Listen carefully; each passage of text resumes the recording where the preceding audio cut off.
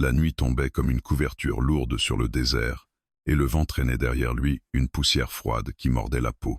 À des lieues de la ville la plus proche, là où les pistes se perdaient dans l'ombre des mésas, une cabane solitaire tenait debout par la seule obstination de l'homme qui l'habitait. On l'appelait Ethan Cole. Un nom simple, dur, comme une pierre qu'on serre dans le poing. Il n'avait pas toujours vécu ici, mais ceux qui avaient connu son passé ne le cherchaient plus, et lui ne cherchait plus personne. Sa vie était devenue un rituel. Le jour, le bois, l'eau, le cheval, la surveillance des collines. La nuit, le feu bas, le café noir, le silence.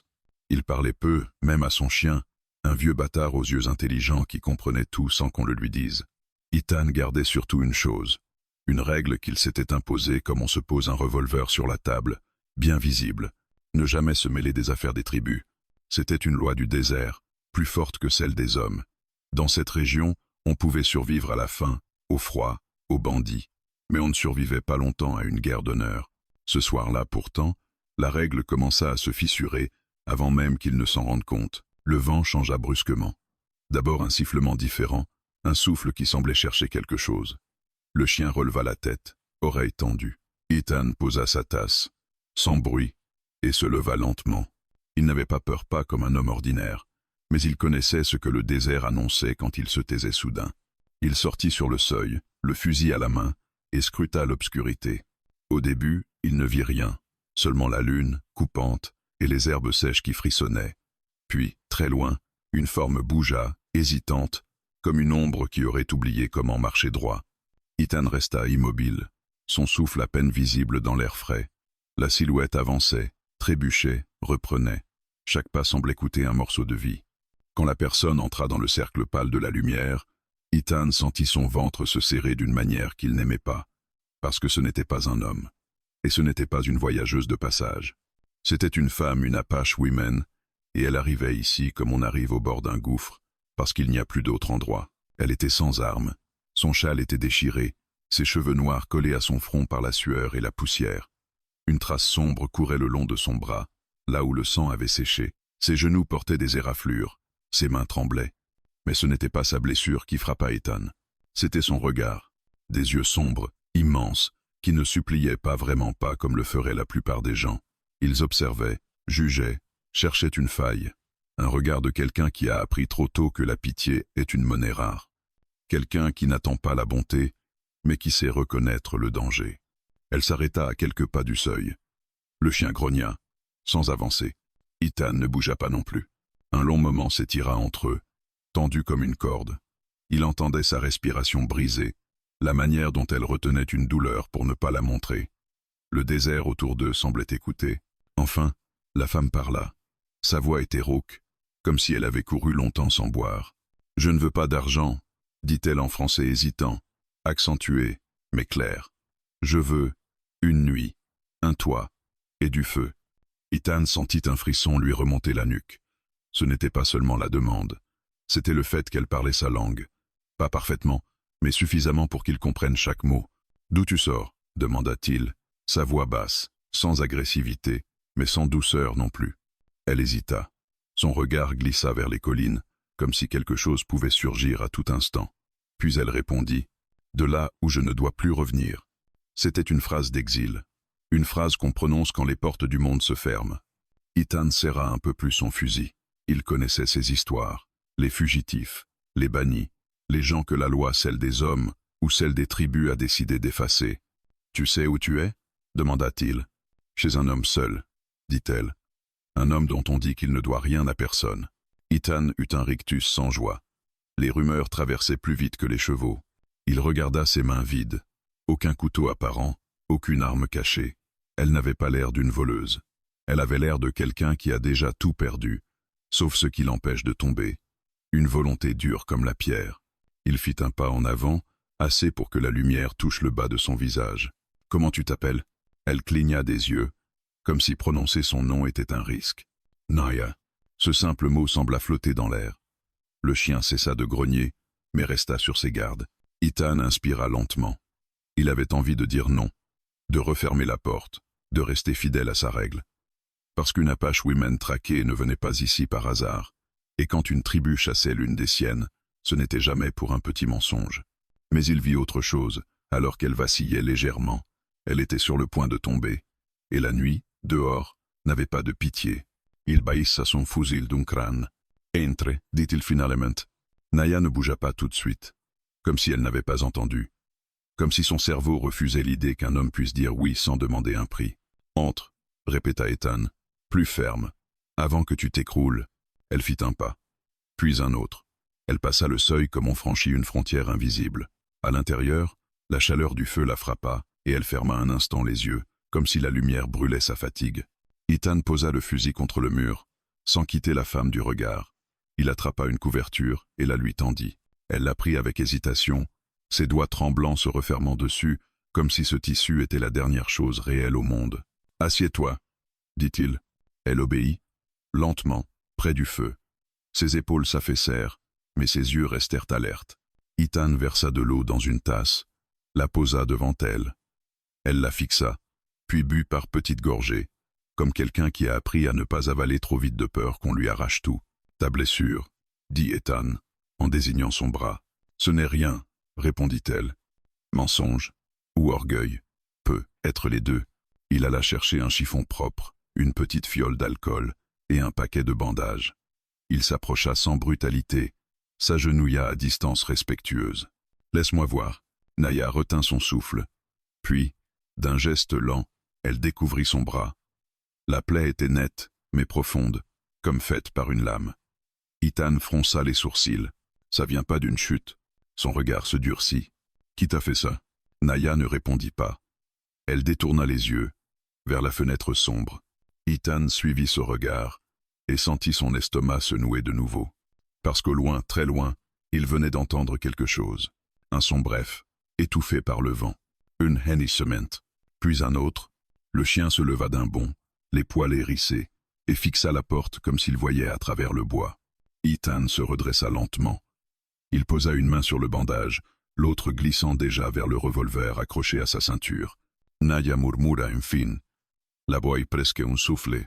Ils m'ont retrouvé? Ethan resta immobile une seconde, la mâchoire serrée. Dans sa tête, sa règle hurlait de refermer la porte, de la pousser dehors, de ne pas attirer l'orage chez lui. Mais il était trop tard. Elle avait franchi le seuil.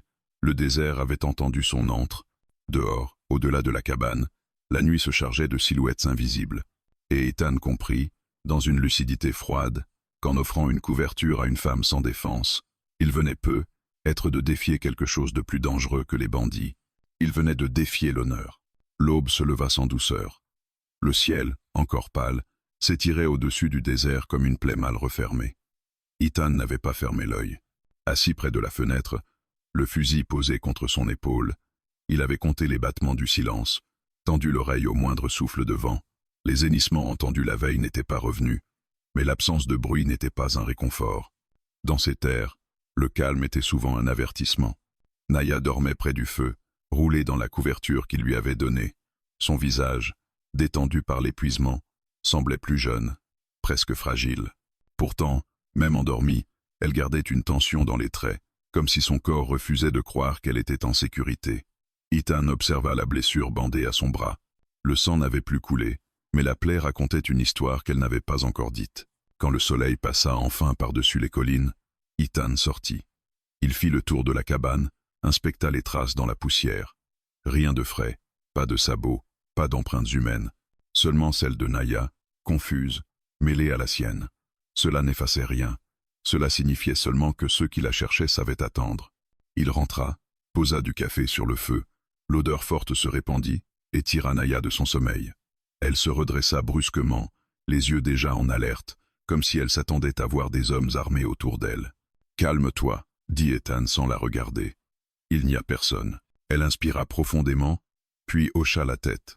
Ses doigts serrèrent la couverture un instant avant qu'elle ne la laisse retomber sur ses épaules. « Tu n'aurais pas dû me garder ici, » dit-elle. Ethan retendit une tasse. Trop tard pour ça. Elle accepta le café, but une gorgée, grimaça légèrement à l'amertume, puis elle le fixa, droit dans les yeux. « Ils ne viennent pas comme des bandits, » dit-elle. « Ils viennent avec des mots. Et quand les mots ne suffisent pas, ils reviennent avec le feu. » Ethan s'assit en face d'elle. Il n'était pas homme à tourner autour des choses. Qui sont-ils exactement? Naya posa la tasse. Ses mains tremblaient à peine. Mais Ethan le remarqua. Matribu. Le mot tomba entre eux comme une pierre. Ethan ne cilia pas, mais à l'intérieur, quelque chose se resserra. Il avait grandi assez près des territoires apaches pour comprendre ce que cela impliquait. Pourquoi te cherche-t-il? Elle détourna le regard. Le silence dura plus longtemps que la question elle-même. Parce que j'ai refusé, finit-elle par dire. Refuser quoi? Elle inspira profondément, comme si chaque mot arrachait une couche de peau. Un mariage. Un homme choisi par les anciens. Un homme que je n'aimais pas. Un homme qui croyait que mon corps lui appartenait déjà. Ethan serra la mâchoire. Ce genre d'histoire, il l'avait entendu trop souvent. Toujours racontée à voix basse. Toujours suivie de conséquences brutales. Et selon leur loi, continua Naya, refuser, c'est salir l'honneur, le mien et le leur. Alors ils t'ont banni. Elle hocha la tête. Le bannissement est la version douce. Ils disent que je suis impur, que mon refus apporte la honte. Une femme qui ne plie pas doit être effacée. Ethan passa une main sur son visage fatigué. Les mots « effacer » et « honneur » n'allaient jamais bien ensemble. « Ils savent que tu es ici » demanda-t-elle. « Pas encore. Mais ils suivront mes traces. Ils finiront par comprendre que quelqu'un m'a aidé. » Il se leva, fit quelques pas dans la pièce étroite. Chaque pas résonnait comme une décision qui se rapprochait. « Et quand ils comprendront, » reprit Naya, « ils ne viendront pas pour négocier. Ils viendront te rappeler ce que coûte l'insulte à l'honneur d'une tribu. » Ethan s'arrêta. Il la regarda longuement. Elle n'exagérait pas. Elle décrivait un mécanisme ancien, implacable. Une logique que même la violence ne pouvait arrêter parce qu'elle se nourrissait de traditions. « Tu aurais dû continuer seul, » dit-il finalement. « Le désert est cruel, mais il est parfois plus clément que les hommes. » Naya esquissa un sourire sans joie. « Seule, je serais déjà morte. » Ces mots ne cherchaient pas à le convaincre. Ils étaient simplement vrais. Ethan alla chercher de quoi nettoyer à nouveau la blessure. Il s'agenouilla près d'elle. Cette fois, elle ne recula pas. « Je n'ai jamais prétendu être courageux, » dit-il en désinfectant la plaie. « Je suis juste têtu. » Elle serra les dents quand l'alcool brûla la chair. « Et moi, dit-elle, je n'ai jamais prétendu être une bonne femme selon leurs règles. » Il termina le bandage, plus soigneusement encore que la veille. « Si je te laisse partir maintenant, dit-il, ils te retrouveront avant la nuit. »« Oui, et si te garde. » Il ne termina pas la phrase. « Alors ils te jugeront, » acheva-t-elle à sa place. « Pas comme un ennemi ordinaire, comme un homme qui a choisi une femme sans défense contre l'honneur des anciens. » Ethan se redressa. Il se sentit vieux, soudain. Pas par l'âge, mais par le poids des choix accumulés. « Tu sais ce que ça signifie pour moi ?» demanda-t-il. « Oui, » répondit-elle sans hésiter. « Tu perdras ta place parmi les hommes qui respectent ces lois. Tu deviendras quelqu'un dont on détourne le regard. » Il eut un rire bref amer. « J'ai déjà perdu bien des regards. » Ils restèrent silencieux un moment. Le feu crépitait doucement. Le chien, couché près de la porte, grogna faiblement, comme s'il ressentait une tension invisible. « Il y a autre chose, » dit soudain Ethan. Naya releva la tête. « Quoi? Si ta tribu te voulait simplement punir, ils t'auraient tué sur le champ. Le bannissement suivi de la traque, ça veut dire qu'ils veulent faire un exemple. » Elle pâlit légèrement. « Oui. Pourquoi ?» Elle hésita encore. Puis ses épaules s'affaissèrent. « Parce que je sais quelque chose que je n'étais pas censé entendre. Et tant que je suis en vie, ce secret respire. » Ethan la fixa. Attentif. Quel genre de secret? Elle secoua la tête. Pas encore. Pas aujourd'hui. Il accepta ce refus. Pas parce qu'il était satisfait, mais parce qu'il sentait que la vérité viendrait quand elle serait prête ou quand le danger l'exigerait. Dehors, le soleil montait. La journée serait claire. Trop claire pour se cacher. Ethan prit son fusil, le vérifia, puis le posa sur la table, bien en vue. « Voilà la vérité, Naya, » dit-il. « Tant que tu es ici, tu es sous ma protection, pas par héroïsme, pas par amour, mais parce que je ne peux pas faire autrement. » Elle le regarda, longuement. Dans ses yeux, quelque chose se fissura. Pas de la peur, de la reconnaissance mêlée à une inquiétude profonde. « Alors, » murmura-t-elle, « tu viens de choisir. » Ethan acquiesça lentement. « Oui. Et je sais déjà ce que ça va me coûter. » Au loin, invisible mais certaine, une ligne venait d'être franchie. Entre la loi du désert et celle de l'honneur. Entre la prudence et la promesse.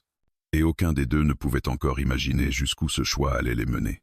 La chaleur monta rapidement ce jour-là, lourde et sèche, comme si le désert voulait étouffer toute hésitation. Le soleil frappait la terre sans pitié, révélant chaque pierre, chaque fissure, chaque trace laissée par ceux qui croyaient pouvoir disparaître. Ethan savait que la clarté était son ennemi. La nuit protégeait les fuyards, le jour les livrait. Il ficelait son cheval peu après le lever complet du soleil. Pas pour partir pas encore, mais par habitude, par instinct. Quand on sentait l'orage approcher, on préparait ses affaires, même si l'on restait. Naya l'observait depuis le seuil de la cabane. La couverture était désormais posée sur ses épaules comme un manteau trop grand.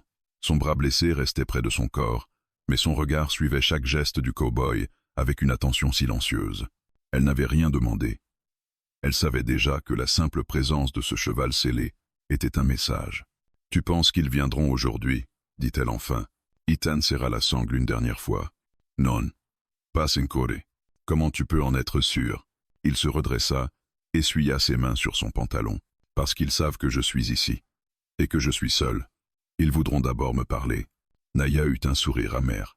Parler, chez eux, veut dire rappeler la loi. Exactement. Il ramena le cheval près de la cabane, à l'ombre maigre d'un rocher.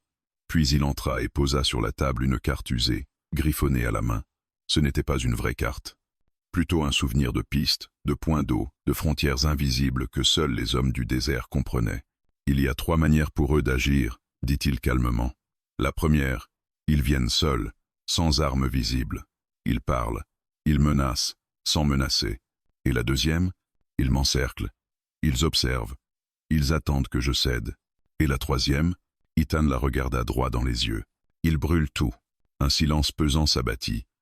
Le feu crépitait doucement, indifférent à la gravité de leurs mots. « Tu pourrais encore me faire partir, » dit Naya, « leur dire que je t'ai trompé, que je me suis imposé ici. » Ethan secoua la tête. Ça ne marcherait pas. Ils savent reconnaître un choix quand ils le voient. Il roula la carte et la rangea. « Et toi, » reprit-il, « tu pourrais aussi partir seul, pendant qu'ils n'ont pas encore tracé la ligne. » Naya s'approcha de la table, posa ses mains à plat dessus. Son regard ne tremblait pas. « Si je pars maintenant, tu seras coupable à leurs yeux. Si je reste, tu seras coupable aussi. La différence, c'est que si je reste, je vis. » Ethan hocha lentement la tête. « Alors tu restes. » Ils n'eurent pas le temps d'ajouter quoi que ce soit. Le chien se redressa brusquement, un grognement sourd vibrant dans sa poitrine. Ethan tourna la tête vers la fenêtre. Au loin, très loin, une silhouette venait d'apparaître sur la ligne ondulante des collines. Puis une seconde, puis une troisième. Pas des cavaliers en formation, pas une troupe armée. 3 hommes à pied, avançant lentement, sans se cacher. Leurs vêtements sombres contrastaient avec la poussière claire. Leurs pas étaient réguliers, assurés. Les anciens, murmura Naya. Ethan prit son chapeau, le posa sur sa tête. Restez. Non. Ils la fixent. Ils ne doivent pas te voir tout de suite. Ils savent que je suis là. Peut être. Mais tant que tu n'es pas visible, il reste une chance de parler sans humiliation directe. Elle hésita, puis acquiesça. Ethan sortit, la porte ouverte derrière lui. Il s'arrêta à quelques mètres de la cabane, debout, immobile, les mains visibles. Il n'avait pas d'arme apparente. C'était une invitation au dialogue, une ancienne politesse du désert. Les 3 hommes s'approchèrent jusqu'à une distance respectable. Ils s'arrêtèrent à l'unisson. Le plus âgé d'entre eux leva légèrement le menton. Son visage était marqué par les années, mais son regard était dur, clair, impitoyable. « Tu sais pourquoi nous sommes ici ?» dit-il d'une voix calme. Ethan hocha la tête. « Oui. La femme que tu abrites appartient à notre peuple. Personne n'appartient à personne, » répondit Ethan. Un des hommes fit un pas en avant, agacé. L'ancien leva la main pour le faire taire. « Elle a rejeté une loi ancienne, » reprit-il. « Une loi qui protège l'équilibre. Son refus a souillé l'honneur. L'honneur qui exige le sang d'une femme sans armes n'est pas un honneur, » dit Ethan sans élever la voix. Le regard de l'ancien se durcit. « Tu es un étranger à nos lois. Ton jugement n'a pas de poids ici. Elle est sous mon toit, » répondit Ethan. « Et tant qu'elle y est, elle est sous ma protection. » Un murmure parcourut les 2 autres hommes. Le vent sembla s'arrêter. « En la protégeant, » dit l'ancien, « tu t'opposes à une tradition plus ancienne que ton nom. » Alors je m'y oppose. Les mots tombèrent comme un coup sec. L'ancien observa longuement Ethan. Puis son regard glissa vers la cabane. « Fais-la sortir. »« Non. Tu refuses même de nous la montrer ?»« Oui. » Un silence lourd s'installa. Le désert retenait son souffle. Très bien, dit enfin l'ancien. Alors, écoute ceci. Nous ne voulons pas ta mort. Nous voulons réparer une faute. Elle la tointe. En restaurant l'ordre, Ethan sentit sa main se crisper malgré lui. Vous appelez ça un ordre? Moi, j'appelle ça de la peur. L'ancien fit un pas en arrière. À partir d'aujourd'hui, dit-il, tu es marqué. Aucun homme qui respecte nos lois ne t'aidera. Aucun échange ne sera possible. Tu as jusqu'au prochain lever de soleil pour la livrer. Et s'y refuse. L'ancien esquissa un sourire froid. Alors tu apprendras ce que coûte l'honneur quand il est défié. Les trois hommes tournèrent les talons et repartirent, leurs silhouettes se fondant peu à peu dans la lumière. Ethan resta immobile longtemps après leur départ. Quand il rentra enfin, Naya était debout, près de la table. Elle avait tout entendu. « C'est commencé », dit-elle doucement. Ethan posa son chapeau. « Oui. » Elle s'approcha. « Tu peux encore reculer. » Il la regarda, et pour la première fois, il laissa transparaître quelque chose de plus que de la détermination. Je n'ai jamais su reculer quand quelqu'un me regardait comme si sa vie en dépendait. Naya baissa la tête. Une larme silencieuse glissa le long de sa joue. Alors, dit-elle, je te dois plus que ma vie.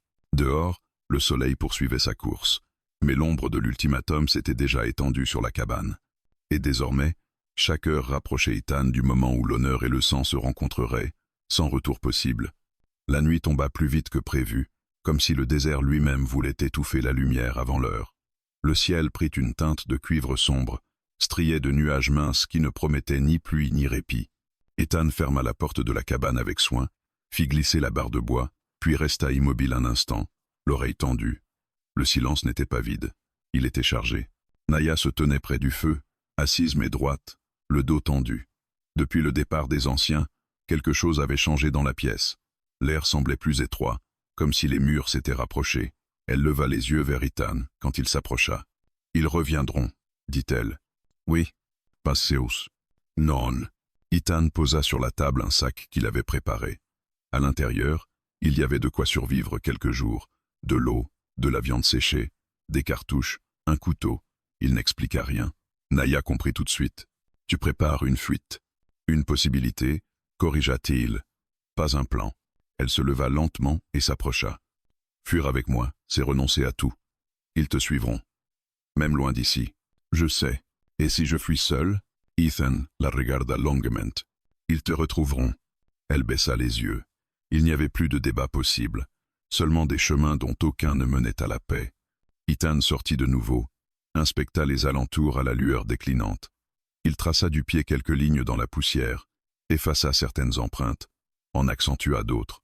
Pas pour tromper les anciens, ils n'étaient pas dupes, mais pour retarder ceux qui viendraient après eux. Le temps, désormais, était une arme.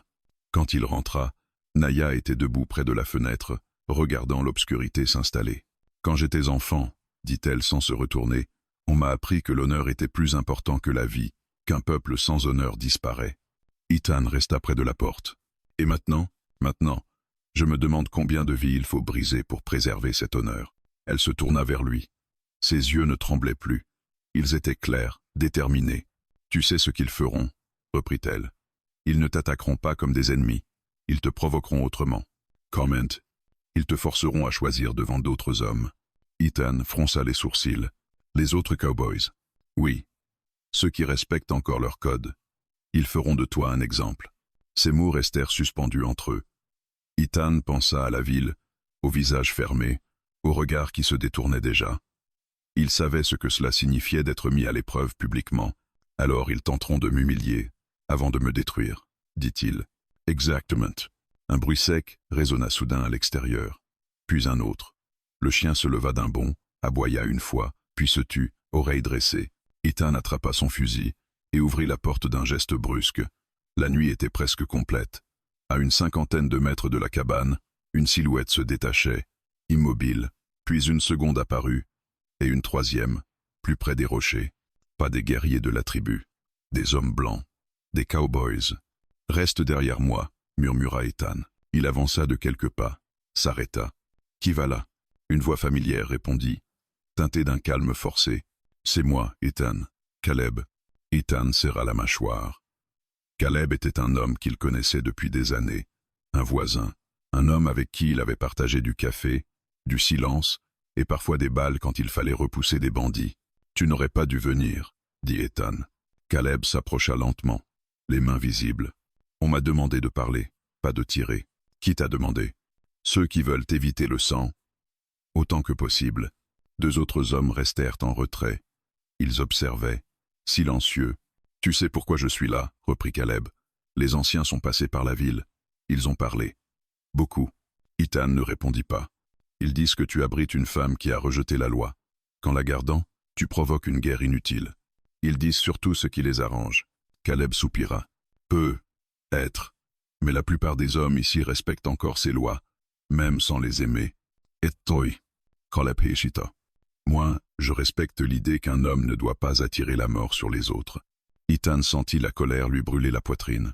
Tu crois que je cherche ça? Non. Mais tu la provoques. Naya fit un pas en avant, visible désormais derrière Ethan. Les hommes se figèrent.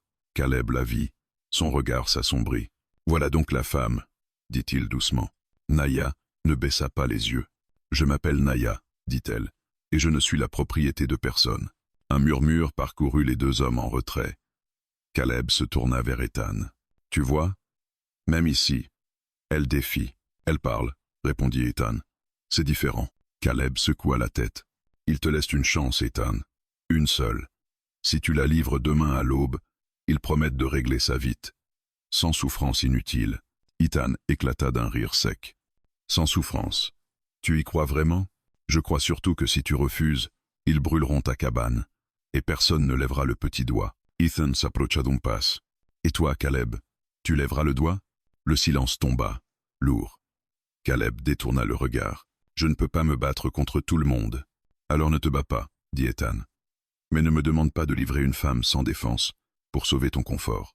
Naya posa doucement une main sur le bras d'Ethan. C'est moi qu'ils veulent, dit-elle. Pas toi. Faux, répondit Ethan sans la regarder. À partir du moment où j'ai dit non, ils me veulent aussi. Caleb recula d'un pas. Réfléchis cette nuit, dit-il. À l'aube, ils reviendront. Et ce jour-là, il n'y aura plus de paroles, seulement des conséquences. Les 3 hommes se retirèrent, leurs silhouettes se dissolvant dans l'obscurité. Ethan resta debout longtemps après leur départ. Puis il rentra et referma la porte. Tu viens de perdre tes derniers alliés, dit Naya doucement. Peut être. Il posa le fusil contre le mur, s'assit lourdement sur une chaise. Ou peut être que je viens enfin de comprendre ce que vaut leur loyauté. Le feu crépitait, projetant des ombres mouvantes sur les murs. Dehors, la nuit était désormais totale. Et quelque part, entre les collines et les hommes, l'honneur se préparait à réclamer son prix. L'aube arriva sans couleur, comme si le ciel avait décidé de se taire. Une lumière grise glissa sur le désert, révélant une terre figée, tendue, prête à se fendre. Ethan était déjà debout depuis longtemps. Il avait démonté et nettoyé ses armes, avec une précision presque rituelle, non par goût de la violence, mais parce que l'ordre donnait l'illusion du contrôle quand tout le reste vacillait. Naya observait chacun de ses gestes. Elle n'avait presque pas dormi. Quand elle avait fermé les yeux, elle avait vu des visages anciens, des cercles de feu, des regards qui jugeaient sans écouter. Elle savait ce que signifiait cette journée. Pas seulement pour elle. Pour lui, ils vont revenir, dit-elle doucement. Ethan ne répondit pas tout de suite. Il glissa une cartouche dans le barillet, referma le cylindre, puis posa l'arme sur la table. Oui. Et cette fois, ils ne viendront pas seuls. Elle inspira profondément. Caleb avait raison sur une chose, reprit-elle. Ils ne veulent pas seulement me reprendre. Ils veulent te montrer. Me montrer quoi? Ce qu'il en coûte de défier l'honneur devant les hommes. Ethan se tourna vers elle. Je n'ai jamais vécu pour le regard des autres. Peut être. Mais eux vivent pour ça. Il hocha lentement la tête. Elle avait raison. Dans ce pays, l'honneur n'était pas une idée abstraite. C'était une monnaie. Et aujourd'hui, il allait devoir la payer. Un bruit de pas se fit entendre au loin. Puis des voix, pas des cris, pas des ordres, des conversations basses, presque ordinaires. Ethan regarda par la fenêtre. Une dizaine d'hommes approchaient depuis la piste principale, des cow-boys, certains qu'il connaissait, d'autres non. Ils ont amené la ville avec eux, murmura-t-il. Naya sentit son cœur se serrer. Elle connaissait ce genre de rassemblement, pas pour tuer tout de suite, pour observer, pour juger, pour forcer un homme à plier sous le poids des regards. Ethan ouvrit la porte et sortit. Les hommes s'arrêtèrent à quelques mètres de la cabane, formant un demi-cercle. Aucun ne brandissait d'armes. C'était intentionnel. Une manière de dire « Nous ne sommes pas les agresseurs ». Caleb était là, légèrement en retrait. Son visage était fermé. Un homme plus âgé s'avança. Il portait un long manteau de cuir usé et un chapeau noir. C'était un marchand, respecté, influent. Un homme dont la parole comptait. « Ethan Cole », dit-il d'une voix claire. « Personne ici ne souhaite ta mort. Alors pourquoi êtes-vous venus si nombreux ?» répondit Ethan. « Parce que ce qui se joue ici dépasse ta cabane », répondit l'homme. « Il s'agit de l'équilibre, de la paix entre ceux qui vivent ici. » Ethan croisa les bras. La paix bâtie sur le sang d'une femme sans défense n'est pas la paix. Un murmure parcourut le groupe. « Elle a défié une loi ancienne », reprit l'homme. « Et en la protégeant, tu défies tous ceux qui respectent encore ces lois. Et si ces lois sont injustes ?» Un silence suivit, un silence lourd. « L'injustice, dit enfin le marchand, n'est pas toujours notre affaire.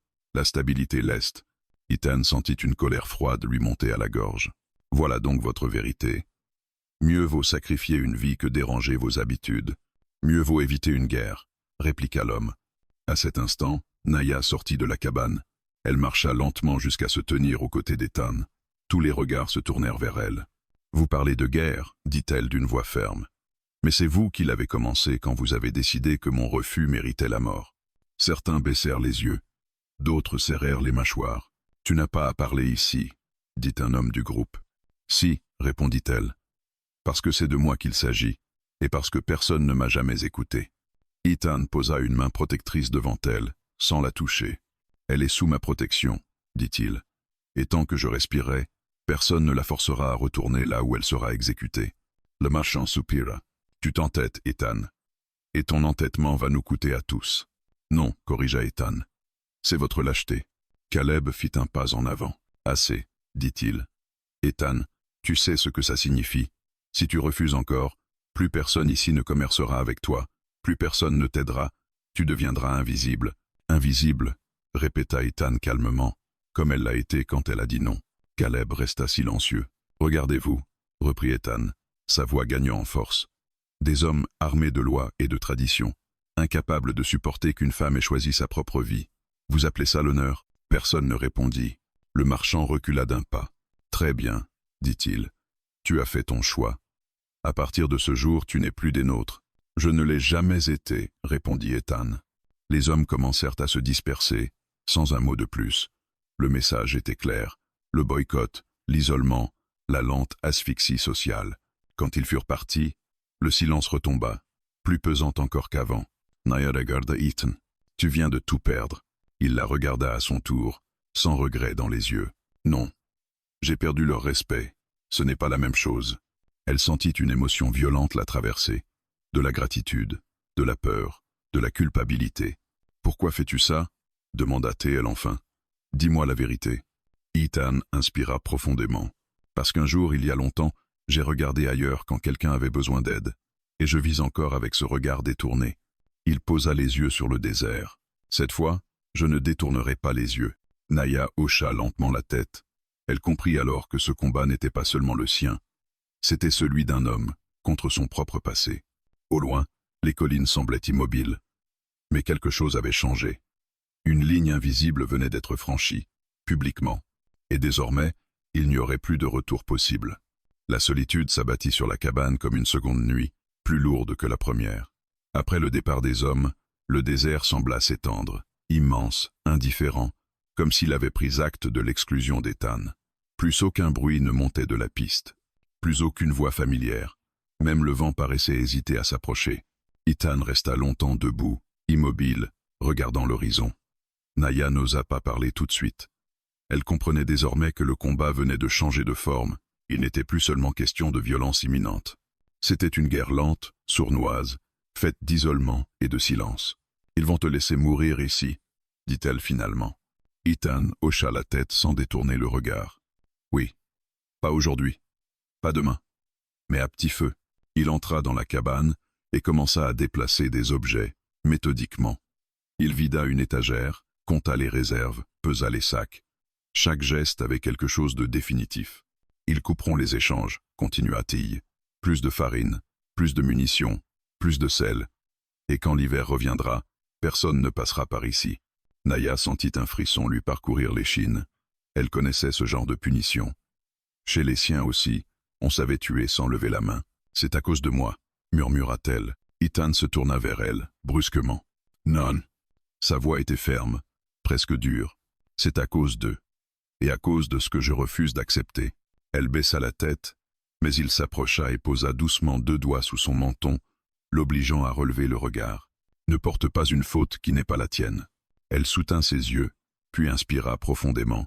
Il est temps que je te dise la vérité, dit-elle. Ethan ne répondit pas.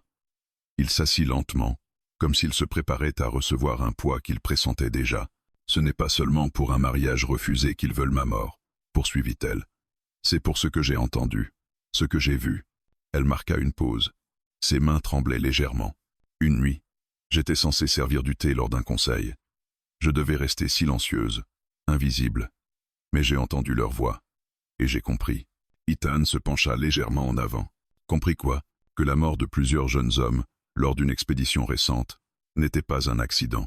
Qu'ils avaient été envoyés sciemment au massacre pour justifier une alliance.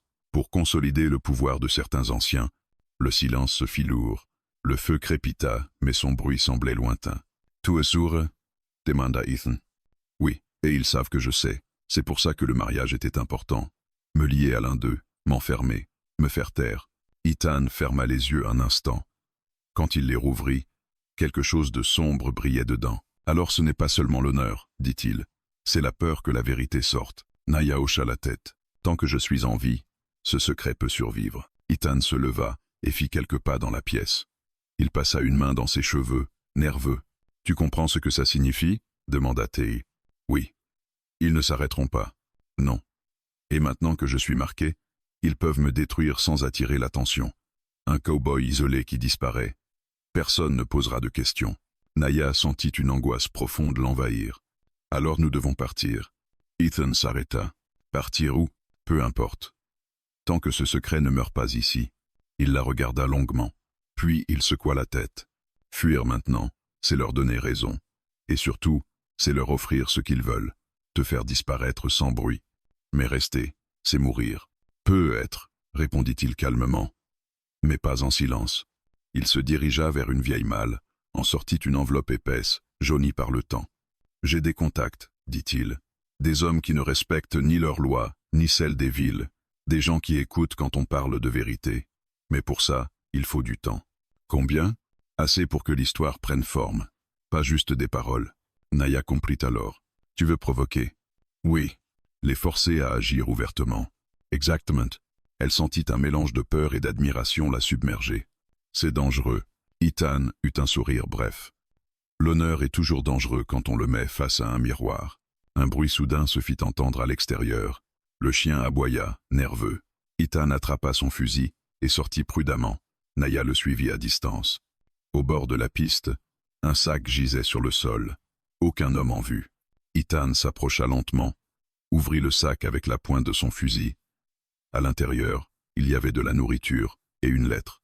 Il la lut rapidement, le visage se durcissant. « Qu'est-ce que c'est ?» demanda Naya. « Un message. » Il lui tendit la feuille, dernier geste de bonne volonté. « Après cela, tu es seul. À l'aube prochaine, nous considérerons que tu as choisi le conflit. » Naya sentit. Son jour semballer. Il te donne une fausse chance. Non, corrigea Ethan. Il se donne une excuse. Il ramassa le sac, le posa à l'intérieur de la cabane, puis referma la porte.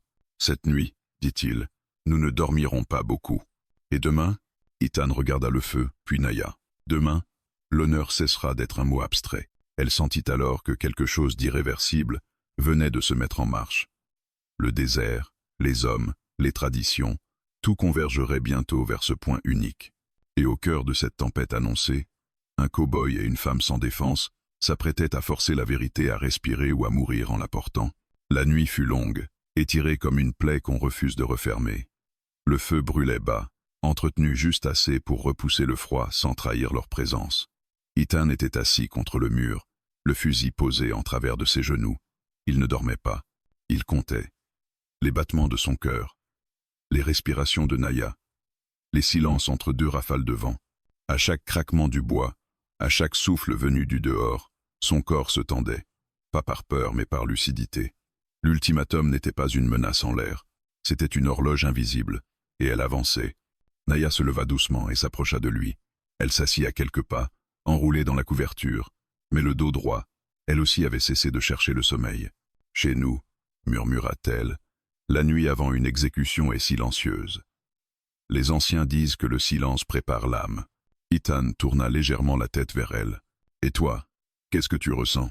Elle réfléchit un instant. De la peur, mais surtout, de la colère. Pas contre eux. Contre toutes les fois où j'ai obéi sans comprendre.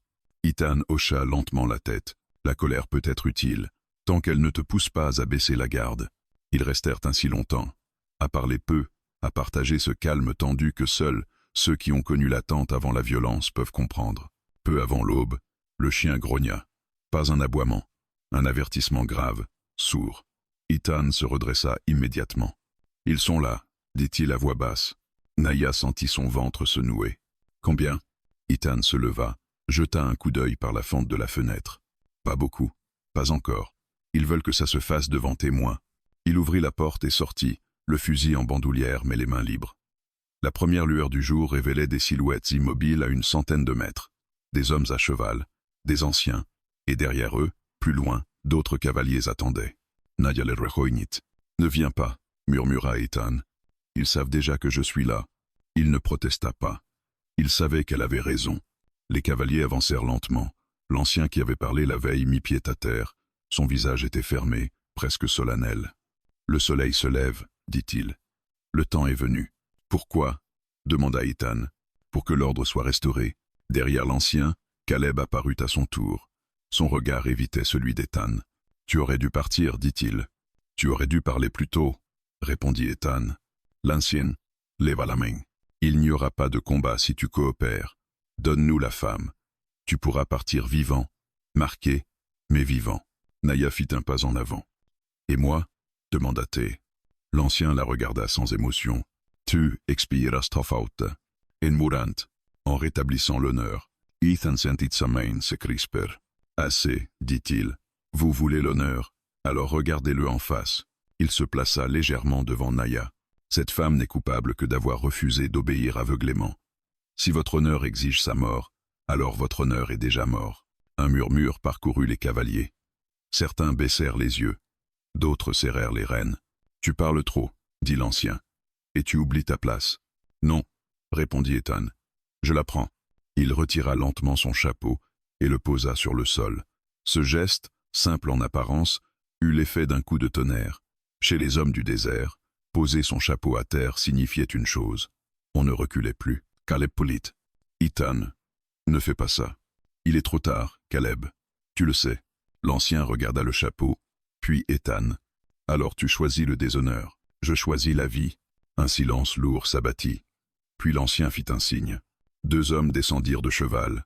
Ils avançaient lentement, leurs armes visibles, mais non brandies. Une mise en scène. Une dernière chance de céder. Naya posa une main sur le bras d'Ethan. « S'il t'attaque, » murmura-t-elle, « cours. »« Non, tu dois vivre. » Il la regarda. Pour la première fois, son regard se fit plus doux. « J'ai vécu assez longtemps pour savoir qu'en rester. » Les deux hommes s'arrêtèrent à quelques pas. « C'est ta dernière parole ?» demanda l'un d'eux. « Oui, » répondit Ethan. Alors tout bascula. Un cri fendit l'air. Un cavalier, plus jeune, tira soudain. Le coup partit trop vite, trop nerveusement. La balle frappa le sol près d'Ethan. Le chaos éclata. Ethan attrapa Naya et la tira derrière lui tandis qu'il se jetait au sol. Les chevaux s'agitèrent, les hommes crièrent des ordres contradictoires. Le désert, jusqu'alors témoin muet, s'embrasa de bruit. Ethan tira une première fois. Pas pour tuer, pour couvrir, pour avertir. À l'intérieur, cria-t-il. Ils coururent vers la cabane sous une pluie de poussière. Une balle frappa le mur, une autre brisa une planche. Une fois à l'intérieur, Ethan barra la porte. Ils ont franchi leurs propres limites, dit-il, le souffle court. Naya tremblait. Ils voulaient te forcer à tirer le premier. Oui. Maintenant ils diront que j'ai provoqué la violence. Il rechargea calmement son arme. L'honneur a toujours besoin d'un prétexte. Dehors, les voix se faisaient plus proches. Les chevaux tournaient autour de la cabane.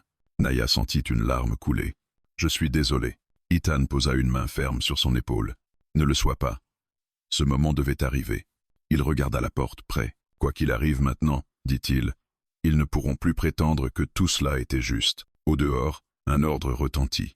Et dans la lumière crue du matin, l'honneur venait de révéler son vrai visage, impatient, armé et incapable de supporter qu'on lui dise non. Le premier coup de feu avait brisé quelque chose de plus ancien que la paix, l'illusion du contrôle.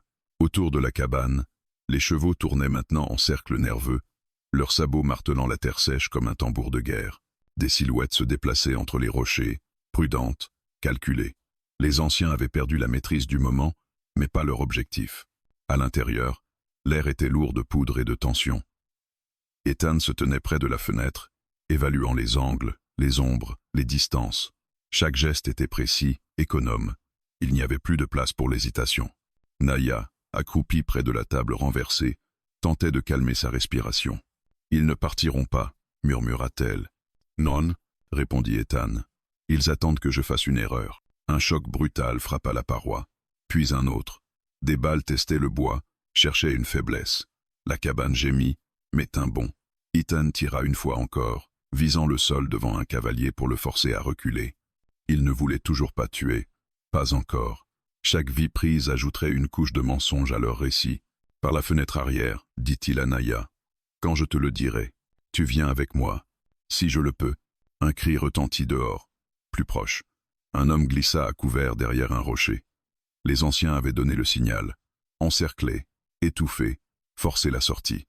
La stratégie était claire. L'honneur n'aimait pas la patience, mais il savait user. Ethan inspira profondément. Il se souvenait d'autres sièges, d'autres maisons, d'autres choix ratés. Cette fois, il refusa de laisser la peur dicter le rythme. Il attrapa une torche, l'éteignit, puis la posa près de la porte. Une idée simple, presque ancienne. « Quand j'ouvrirai, compte jusqu'à 5, dit-il à Naya. Puis cours. Ethan, fais-le. » Il ouvrit brusquement la porte et lança la torche enflammée au sol, à quelques mètres. La flamme jaillit, la fumée s'éleva, brouillant les silhouettes. Des cris de surprise éclatèrent. Ethan tira 2 fois, haut, pour maintenir la confusion, puis il claqua la porte et se tourna vers Naya. Maintenant, elle courut, son cœur battant à rompre. La fenêtre arrière vola en éclats quand Ethan la brisa d'un coup de crosse. Naya passa la première, se laissant tomber dans la poussière. Ethan la suivit, roulant à terre. Une balle siffla au-dessus d'eux. Ils se relevèrent et coururent vers le ravin, là où la terre s'ouvrait en un chaos de roches et d'ombres. Le terrain devenait leur allié. Les chevaux hésitaient à s'engager dans ces pentes abruptes. Derrière eux, un ordre claqua. « Attrapez-les !» Ethan se retourna une fraction de seconde et tira vers les rochers, provoquant un éboulement de pierres. Le passage se rétrécit. Des hommes glissèrent, jurant. Le rythme de la poursuite se brisa. Ils atteignirent une crevasse étroite. Ethan y guida Naya, la poussant doucement quand elle trébuchait. Son bras blessé la faisait souffrir, mais elle serrait les dents. « Encore un peu, » dit-il. Ils s'arrêtèrent dans une poche d'ombre. Ethan posa une main sur le mur de pierre, cherchant un passage. Il connaissait cet endroit, un ancien chemin de chèvre, presque invisible. Il y glissa le premier, puis aida Naya à passer. Les cris s'éloignaient, remplacés par le souffle du vent. Un instant, ils crurent avoir gagné du temps. Puis un coup de feu retentit, plus précis. Une douleur brûlante traversa l'épaule d'Ethan. Il grogna, mais resta debout. « Tu es touché » s'écria Naya. « Senestrian. » Mensonge. Le sang coulait déjà. Ils reprirent leur progression jusqu'à atteindre un surplomb. En contrebas, la piste serpentait vers la vallée. Plus loin, la cabane brûlait. Des flammes montaient, voraces, avalant le bois et les souvenirs. Naya s'arrêta net. « Ta maison ?» Ethan regarda, le visage fermé. Ce n'était qu'un toit. Ils l'ont fait exprès, pour effacer toute trace de refuge, oui. Un groupe d'hommes apparut au sommet, silhouette noire contre le ciel clair. Ils avaient compris. Ils n'étaient plus dans une négociation. C'était une chasse. « Il y a trop d'hommes » murmura Naya. Ethan jaugea la distance, la pente, le temps. « Il y en a assez pour me suivre, pas assez pour m'arrêter ici. » Il l'attira contre lui, la força à le regarder. « Écoute-moi, tu prends le chemin vers la vallée. Tu ne t'arrêtes pas. Tu cherches l'ancien relais, près de la rivière sèche. Tu t'y caches, jusqu'à la nuit. Et toi, je les détourne. »« Non, Naya. » Il parla doucement, mais son regard était inflexible. S'ils nous prennent ensemble, tout est fini. Si tu passes, la vérité passe avec toi. Elle sentit les larmes monter, brûlantes. Tu me demandes de te laisser. Je te demande de vivre. Un cri retentit derrière eux. Les hommes approchaient. Va, dit Ethan. Elle hésita encore une seconde, puis l'embrassa, rapide, désespérée. Reviens, murmura-t-elle. Je ferai de mon mieux. Elle partit, courant vers la pente, disparaissant entre les rochers. Ethan se redressa, malgré la douleur, et tira en l'air. Les poursuivants se tournèrent vers lui. Il se mit à courir dans l'autre direction, attirant les tirs, jouant avec les ombres, forçant l'ennemi à se diviser. La chasse s'étira, violente, désordonnée. Ethan utilisait chaque creux, chaque rocher. Il tombait, se relevait. Le sang rendait ses gestes plus lents, mais sa détermination restait intacte. Il voulait gagner du temps. Chaque minute comptait. Au détour d'un éperon rocheux, il fut encerclé.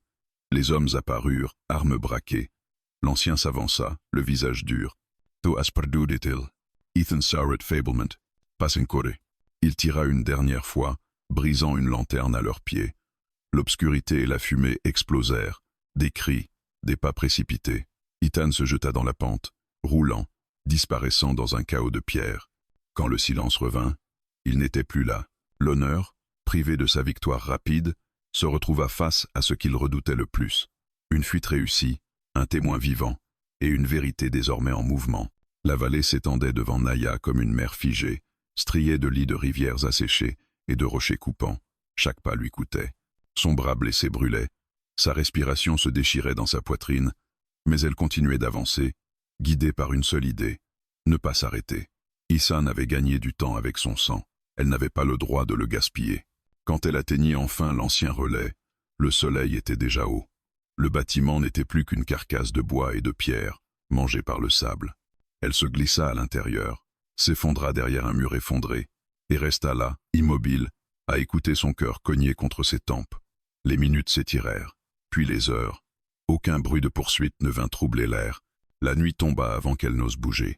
Dans l'obscurité, Naya nettoya sa blessure tant bien que mal. Elle pensa à Ethan, à son regard au moment de la séparation, à cette certitude tranquille qui l'avait terrifié plus que la violence. Il avait accepté la possibilité de ne pas revenir.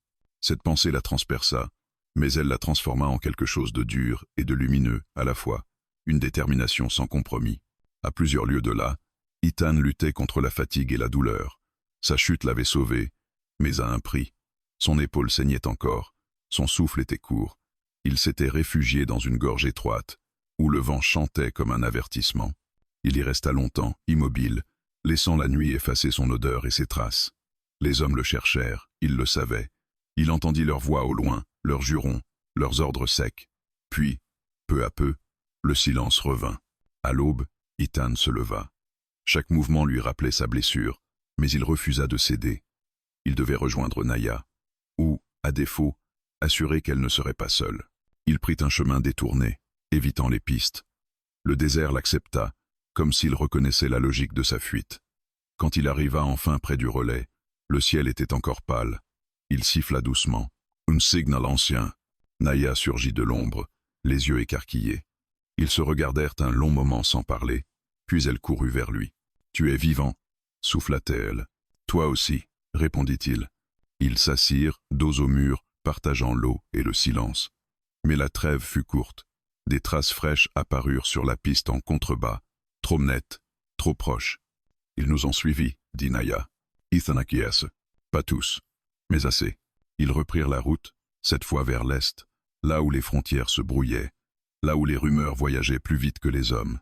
En chemin, Ethan parla de l'enveloppe, des contacts, de ces hommes qui écoutaient quand les histoires étaient étayées par des faits. « Tu dois raconter tout » dit-il. « Les noms, les dates, les lieux. »« Je le ferai » répondit Naya. Mais pas seul. Ils atteignirent un hameau isolé à la tombée de la nuit. Quelques maisons, une grange, un puits, des regards méfiants, mais pas hostiles. Ici, l'honneur n'avait pas la même forme. Ici, on savait ce que valait le silence. Un homme âgé les accueillit, les conduisit à l'abri. « Restez peu, dit-il, mais restez en vie. » La nuit, Naya écrivit. Elle grava la vérité sur le papier comme on taille une pierre. Ethan veillait, le fusil à portée, la douleur contenue. Au petit matin, ils repartirent avec un paquet scellé, confié à un messager qui partait vers le nord, mais l'honneur blessé ne renonçait pas. À la sortie du hameau, des cavaliers apparurent, moins nombreux, plus déterminés. Ils veulent nous prendre avant que la parole ne voyage, murmura Naya. Ethan jaugea le terrain. Alors nous allons parler plus vite. Ils se séparèrent de nouveau, brièvement. Naya prit un sentier étroit, escorté par 2 habitants du hameau. Ethan attira l'attention, se montrant à découvert, tirant pour ralentir la poursuite, sans chercher à tuer. Il connaissait la règle désormais, gagner du temps, toujours. Quand ils se retrouvèrent, au bord d'un ancien poste de télégraphe abandonné, la tension était à son comble.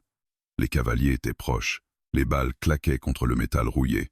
Naya courut vers la cabine, s'y enferma, actionna le mécanisme grinçant. Les doigts tremblants, elle envoya le message, haché, urgent, des mots simples, des faits bruts, des noms. Ethan tenait la porte. Une balle frappa le cadre. Une autre. La douleur l'aveugla un instant, mais il resta debout. Quand le message fut transmis, Naya sortit, pâle, déterminée. C'est fait. Ils s'enfuirent par l'arrière, profitant d'un écran de fumée improvisé. La poursuite continua encore, féroce, mais l'avantage avait changé de camp. La vérité était partie. Au crépuscule, épuisés, ils atteignirent une crête. En contrebas, des feux s'allumaient dans plusieurs directions. Des témoins, des relais, des oreilles attentives. Naya regarda Ethan, les yeux brillants. Ils ne pourront plus dire que tout cela était juste. Ethan hocha la tête, le visage grave. Non. Et maintenant, ils devront choisir, se taire ou se montrer. Dans le vent du soir, la vallée semblait écouter. Et pour la première fois depuis longtemps, l'honneur recula, contraint par une force qu'il redoutait plus que les armes, la parole qui circule. Le monde ne bascule pas toujours dans le fracas. Parfois, il change dans le murmure d'une rumeur qui refuse de mourir. Après l'envoi du message, la poursuite se mua en une traque hésitante, nerveuse. Les cavaliers ralentirent, se divisèrent, puis reculèrent. Ils avaient compris. La vérité, une fois lâchée, ne se rattrape pas à cheval. Ethan et Naya marchèrent longtemps sans parler, jusqu'à ce que leurs pas les portent vers une zone de collines basses, où les chemins se croisaient et se perdaient. Là, ils purent enfin s'arrêter. Ethan s'adossa à un rocher, ferma les yeux une seconde de trop, et la douleur le rattrapa. Son épaule le lança violemment. Il glissa à terre. « Ethan !» s'écria Naya. Elle se précipita, le soutint, l'obligea à rester conscient. Elle déchira un pan de sa chemise, resserra le bandage. Le sang avait cessé de couler, mais la fièvre montait. « Tu dois te reposer, dit-elle. Pass maintenant, tu ne peux pas continuer comme ça. » Il la regarda, fatigué, mais lucide. « Écoute-moi, ce qui vient ensuite sera plus dangereux que la fuite, parce qu'ils vont nier, déformer, accuser. Accuser qui? Toi. Et moi. Ils diront que tu as menti, que je t'ai manipulé, que tout cela n'est qu'un prétexte pour semer le chaos. » Naya serra les poings. « Alors nous irons jusqu'au bout. »« Oui, » dit-il doucement. Mais pas de la même manière. Ils reprirent la route au crépuscule et atteignirent une petite ville frontière avant la nuit. Ici, les lois se chevauchaient, les allégeances aussi. On y croisait des marchands, des journalistes occasionnels, des hommes qui vivaient de récits, autant que de bétail. Ethan connaissait un nom, un seul. Ils entrèrent dans un bâtiment bas, à l'enseigne effacée. À l'intérieur, un homme écrivait à la lumière d'une lampe à pétrole. Il leva les yeux. « Je me demandais quand tu passerais, Ethan Cole, » dit-il sans surprise. « Pas pour le café, » répondit Ethan. « Pour la vérité. » L'homme, un chroniqueur, un collecteur de témoignages, les fit asseoir. Il écouta sans interrompre. Les dates, les lieux, les noms, le conseil nocturne, l'expédition sacrifiée, le mariage forcé, la traque, la cabane brûlée, le siège, les tirs, la fuite. Quand Naya termina, la pièce resta silencieuse. L'homme posa sa plume. « Si tout cela est vrai, dit-il, ils ne pourront pas l'enterrer. Mais ils essayeront. »« Je le sais, » répondit Naya. « Je suis prête. Être prête, c'est accepter de perdre plus que sa maison, dit-il. C'est perdre son ancien monde. » Ethan Sorrett Fablement. Il l'a déjà perdu. Le chroniqueur acquiesça. « Alors je ferai mon travail. Et vous, le vôtre. Restez visible. Ne disparaissez pas. » Ils quittèrent la ville avant l'aube. La nouvelle avait déjà commencé à circuler. Dans les relais, au marché, dans les conversations chuchotées. Une femme avait dit non. Un homme avait protégé. Des anciens avaient menti. Mais l'honneur blessé se cabra. Des messages arrivèrent, portés par des hommes pressés, démentis, accusations, menaces à peine voilées. On parlait de ingérence, de trahison, de désordre. On promettait des enquêtes, plus tard, quand la poussière serait retombée. Ils veulent gagner du temps, dit Naya. Le temps est notre allié maintenant, répondit Ethan. La fièvre d'Ethan s'aggrava. Ils durent s'arrêter dans une ferme isolée. Une femme les accueillit, silencieuse, efficace. Elle nettoya la plaie, prépara des herbes. Ethan délira un peu. Naya veilla, refusa de dormir. Elle pensa à la cabane, à la frontière franchie, à l'idée étrange que le courage pouvait être contagieux. Quand Ethan se réveilla, plus lucide, il trouva Naya assise près de la fenêtre, écrivant encore. « Tu continues ?» dit-il. « Oui. Chaque détail compte. » Il hocha la tête. « S'ils te brisent, ils diront que la vérité s'est brisée avec toi. Alors je ne me briserai pas. » Des hommes passèrent, posèrent des questions, repartirent, certains avec bienveillance, d'autres avec suspicion. La ligne de fracture se dessinait, pas entre tribus et cow-boys, entre ceux qui acceptaient l'ordre tel qu'il était et ceux qui osaient le regarder en face. Un soir, un message arriva. Court, précis. Une assemblée serait convoquée. Les anciens seraient présents. Les témoins aussi. Pas un tribunal. Une confrontation. Ils veulent reprendre la main, dit Ethan. Ils veulent me faire taire devant tous, dit Naya, ou te forcer à te contredire. Elle inspira profondément. Alors je parlerai plus clairement. Le jour venu, la place était pleine. Des regards tendus, des murmures, les anciens, droits, imperturbables, les hommes de la ville, des étrangers, des femmes aussi, plus nombreuses qu'avant. Naya avança. Sa voix ne trembla pas. Elle parla de ce qu'elle avait entendu, de ce qu'elle avait vu. Elle nomma, elle data, elle refusa l'insulte facile, elle refusa la haine. Elle parla de choix, de peur, d'honneur détourné. Ethan resta en retrait, pâle mais debout. Quand elle termina, le silence pesa lourd.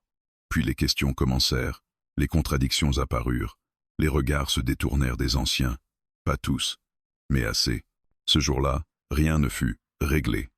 Aucun verdict, aucune paix immédiate. Mais quelque chose avait changé de nature. En quittant la place, Naya se tourna vers Ethan. « Nous n'avons pas gagné. »« Non, dit-il, mais ils ne peuvent plus gagner seuls. » Dans la lumière déclinante, l'honneur se retrouva exposé, non plus comme une loi intouchable, mais comme une idée contestée. Et parfois, cela suffit pour faire vaciller les empires. La nuit qui suivit l'assemblée fut étrangement calme. Pas le calme rassurant des choses résolues, mais celui qui s'installe quand trop de regards se sont croisés et que personne ne sait encore lequel détourner. Ethan et Naya quittèrent la place sans escorte, sans cri derrière eux. Les anciens étaient restés immobiles, leurs visages impassibles, mais leur silence n'avait plus la même solidité. On ne quitte pas une foule ainsi quand on est sûr de sa vérité. Ils marchèrent jusqu'à la lisière de la ville, là où les lanternes s'espacent et où la nuit reprend ses droits. Ethan s'arrêta, posa une main contre le mur froid d'un entrepôt abandonné. Sa respiration était courte. La fièvre n'avait pas complètement cédé. « Tu dois t'asseoir », dit Naya.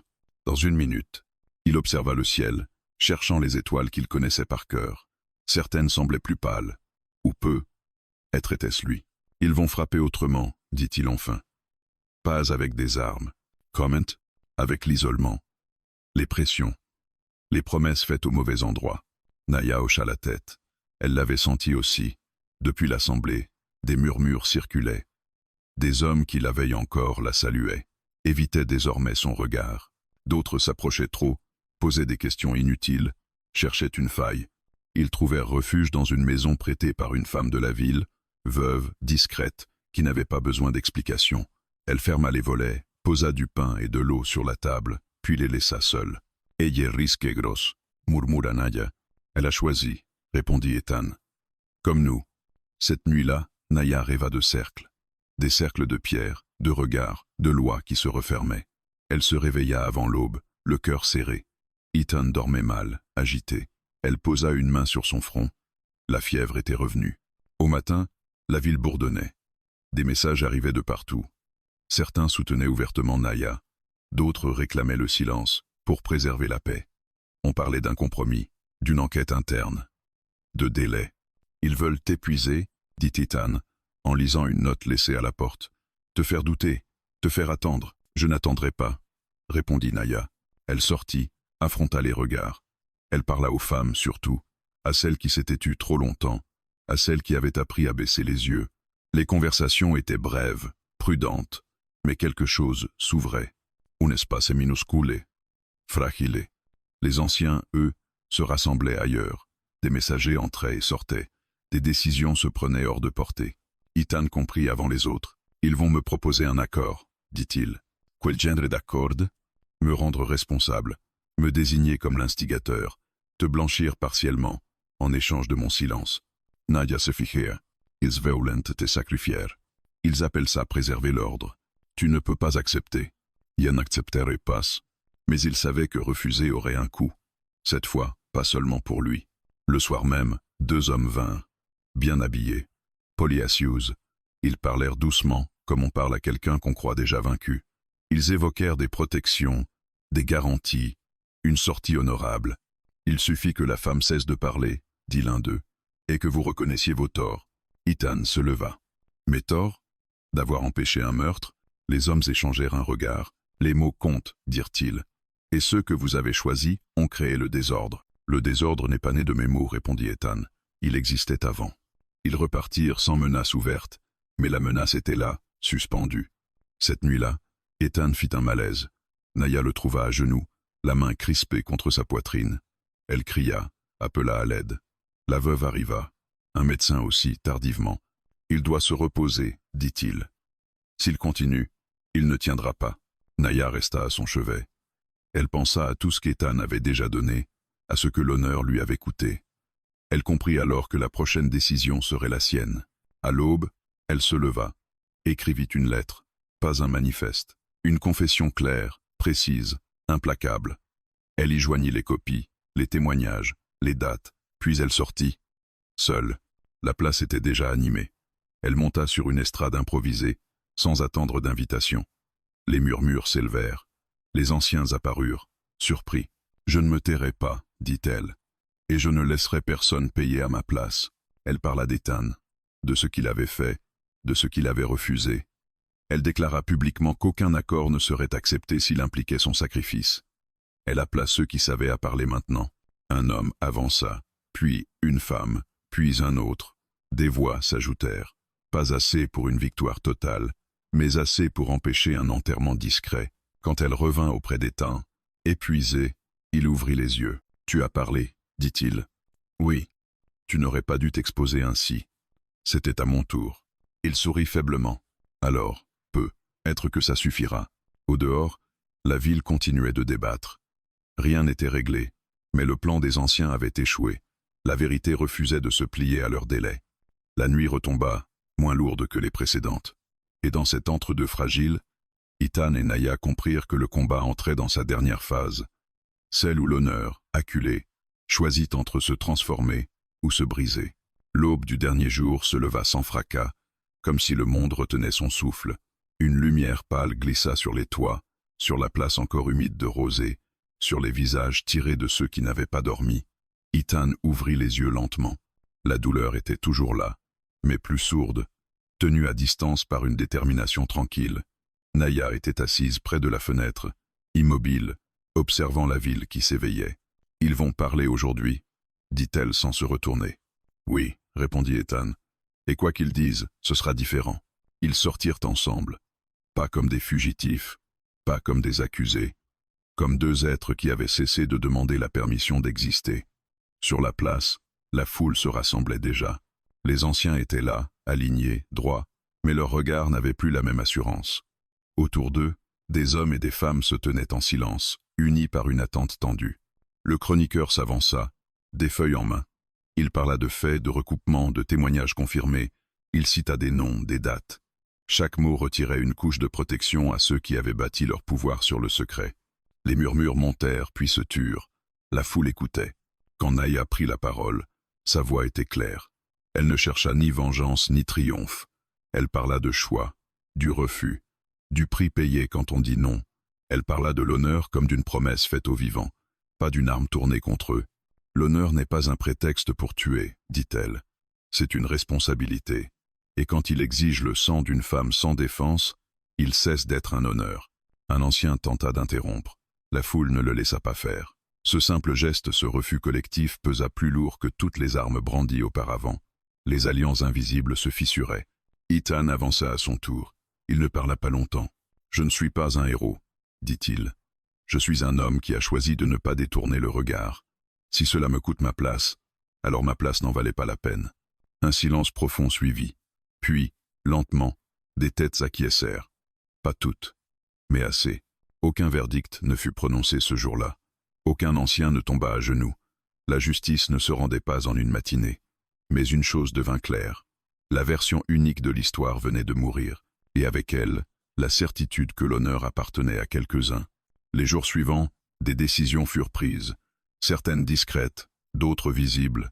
Des anciens se retirèrent, des enquêtes commencèrent, des protections furent accordées. Rien n'était parfait. Mais le temps de l'impunité silencieuse touchait à sa fin. Ethan et Naya quittèrent la ville à l'aube suivante. Pas par fuite, par choix. Ils marchèrent vers l'est, là où les terres s'ouvraient, où l'avenir n'était pas encore écrit. Le désert les accueillit sans jugement. « Et maintenant ?» demanda Naya après un long moment. Ethan Sauret, Maintenant, on vite. Ils s'arrêtèrent près d'un point d'eau. Ethan posa son sac, observa l'horizon. La cabane brûlée n'était plus qu'un souvenir. Les routes perdues, des cicatrices, il avait perdu un toit, des alliances, un passé, il avait gagné quelque chose de plus rare. Une paix qui ne dépendait plus du regard des autres. « Tu sais, dit-il, l'honneur ne m'effraie plus. Pourquoi? Parce que je sais enfin qui le définit. » Naya hocha la tête. Elle aussi avait changé. Elle n'était plus une femme traquée, elle n'était pas devenue invincible, mais elle était devenue audible, et cela suffisait. Au crépuscule, ils reprirent la route. Derrière eux, la rumeur continuait de circuler, plus forte que les menaces, plus tenace que les traditions figées. Devant eux, le désert offrait des jours durs, mais libres. Ce soir-là, quand les étoiles s'allumèrent une à une, Ethan alluma un feu. Pas pour se cacher, pour se tenir droit dans la nuit. Naya s'assit près de lui, et le silence qui s'installa n'était plus une menace. C'était une promesse. Ils avaient défié l'honneur tel qu'on le leur avait imposé, et en le faisant, ils l'avaient redéfini, non comme une loi gravée dans la peur, mais comme un choix renouvelé, chaque jour, de protéger la vie quand le monde exige le contraire. Et dans le vaste désert, indifférent et éternel, cette simple vérité trouva enfin sa place.